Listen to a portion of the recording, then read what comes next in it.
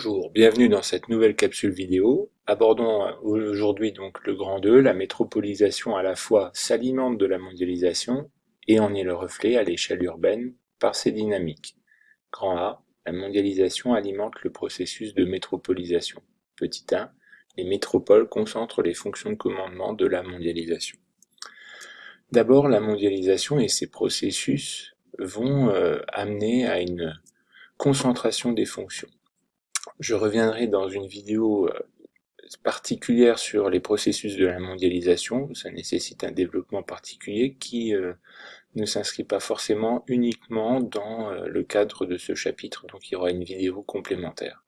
Donc la concentration des fonctions qu'on a vues dans la partie précédente, c'est-à-dire les fonctions de commandement administratif, politique, économique, se concentre dans les métropoles, dans les principales métropoles et les villes mondiales, ce qui amène donc à un processus de métropolisation.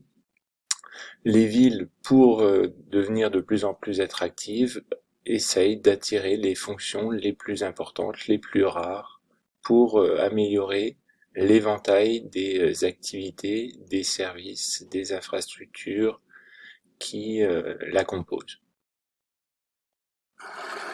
Donc la mondialisation renforce bien la métropolisation. Mais ces métropoles entrent aussi en concurrence pour attirer les fonctions les plus rares, ce qui leur permet de développer aussi des infrastructures de transport et de communication pour maintenir leur rôle de nœud, de hub dans le domaine de l'aviation, de nœud majeur de la mondialisation. Donc il y a un processus sélectif des métropoles entre celles qui sont capables de maintenir un haut niveau de fonction et d'attractivité et celles qui le sont moins. Enfin, les métropoles attirent les migrations. Les migrations humaines, bien sûr, sont captées par ces métropoles. Comme elles sont attractives, elles attirent à la fois la main-d'œuvre la plus qualifiée, qui vient exercer des fonctions d'éducation pour les chercheurs, les intellectuels, mais aussi qui travaillent dans les sièges sociaux des firmes transnationales.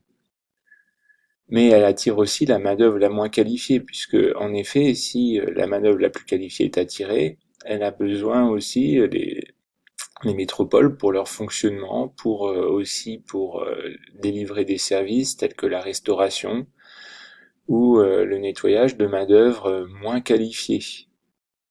Donc les métropoles attirent une variété aussi de migrants plus ou moins qualifiés.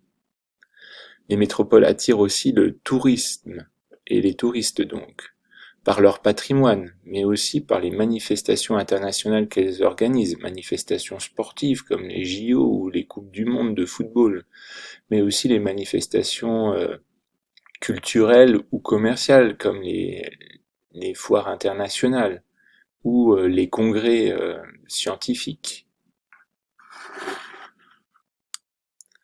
Enfin, ce processus sélectif que l'on a vu entre les différentes métropoles n'exclut pas leur interconnexion dans le réseau urbain mondial, mais aussi une certaine complémentarité par un processus de spécialisation plus ou moins ancien entre différentes villes relativement proches.